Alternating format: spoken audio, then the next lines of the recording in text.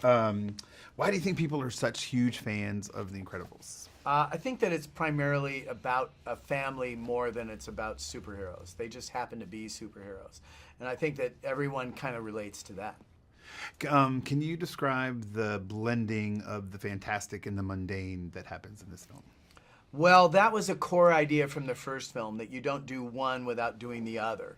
And that's, I think, part of what makes it relatable. Is I always loved, when I was a kid, I was a big fan of Walt Disney's work.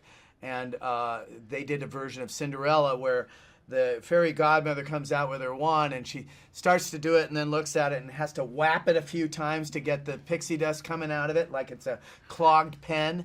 I love that because it made magic seem everyday and like just as it doesn't work all the time, just like reality. Yeah. And anytime that blend happens, I'm in. It's like I loved when Han Solo got in the Millennium Falcon, which goes faster than light, and starts it up and it kind of goes, and he has to hit the side to get it to work.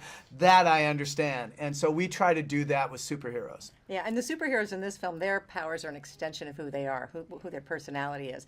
And which part of their life they're in. And what part of their life they're in. And even our new superheroes have powers that are kind of an extension of who they are in some cases. So I think that makes it more fun.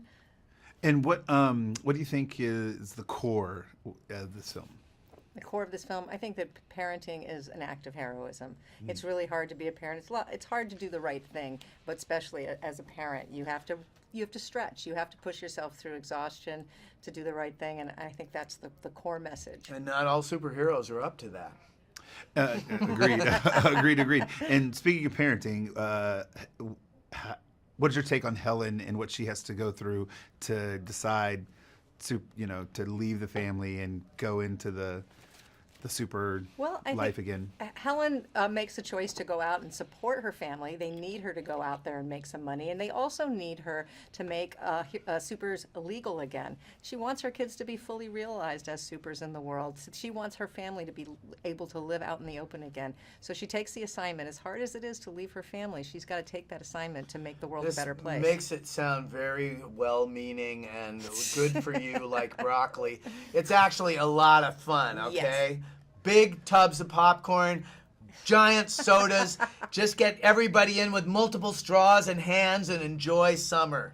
That's what this is about. Yeah, several people have said there'll be a question at the end about what do you expect people to take out, take with them when they leave this film. They've all said joy, just joy and fun. Yeah, cool. So that your message is hitting home with everybody. But you get some broccoli along the way. You're going to be healthy too. Yes, it's hidden in the popcorn. Broccoli popcorn, like the broccoli pizza. No. It's ground up to a subatomic level. You'll never taste it. You'll never even know you tastes like got the it. best popcorn you've ever had. Perfect. And I don't write these questions. I just ask them. So don't. You know what? We take no responsibility for our answers. Perfect. So the question is, Bob is such a good dad. Why does he struggle at first? Why does any dad struggle at first? Why did I go through all the pain?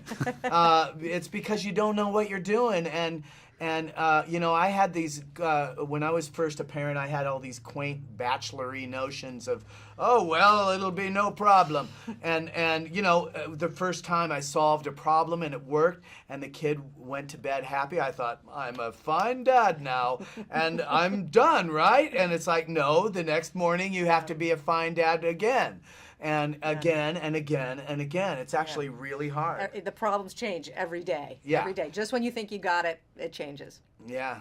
So you mentioned that people's powers, a lot of the supers' powers are attached to personalities. Yeah, it's an extension of who they are. And with their role in the family. So how does that relate to Jack Jack? Jack, babies are unexplored potential. They might be the next leader of the free world or the cure of cancer, or they might be the bagman that shouts on the corner about socialism. You just don't have any idea what they're going to be. And they can be, there's a window where they can be almost anything. And so they're unexplored, unrealized potential, or not.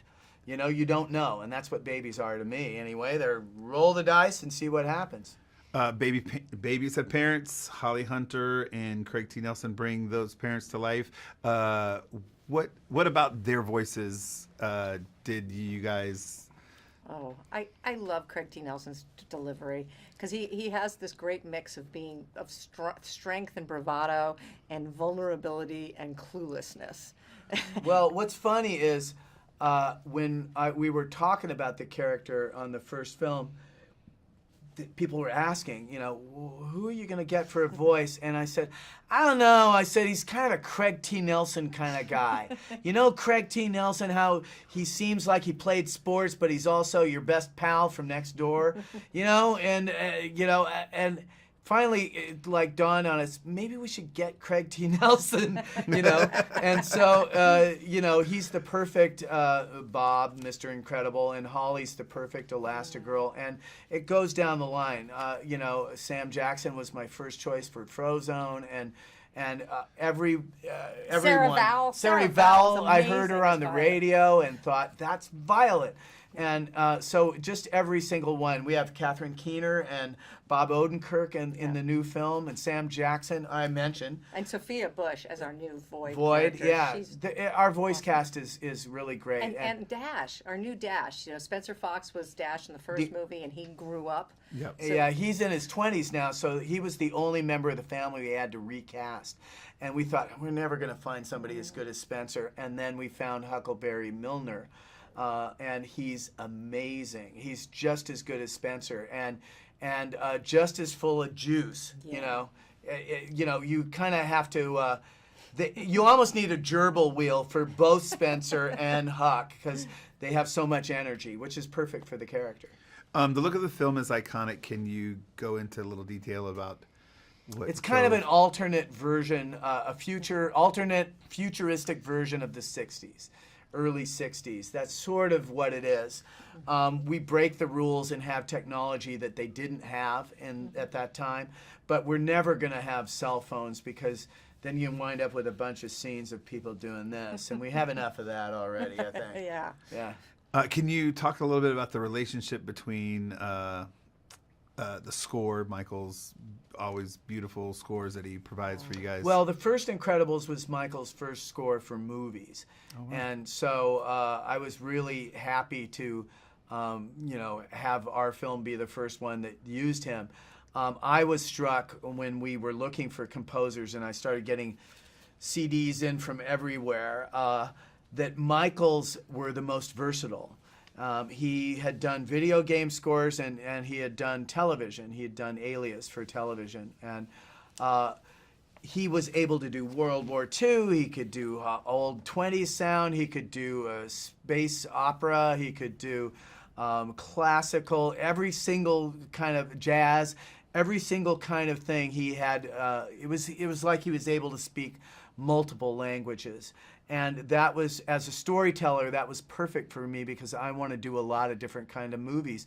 And I hope to God he's there for every single one because I love working with him. And just to add that you two have an amazing relationship. I mean, these guys have a shorthand and they have a lot of fun doing the work together. So. I always feel like I'm knocking on the door of the neighbors going, can Michael come out and play? and then he comes out and we go, running off. What do you want audiences to take away from when they see this film? A lot of fun. Yes.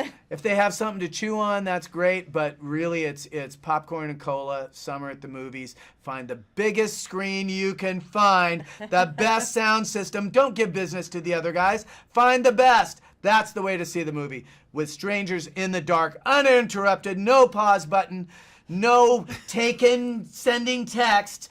Concentrate on the movie and enjoy the experience. That is all. Boom.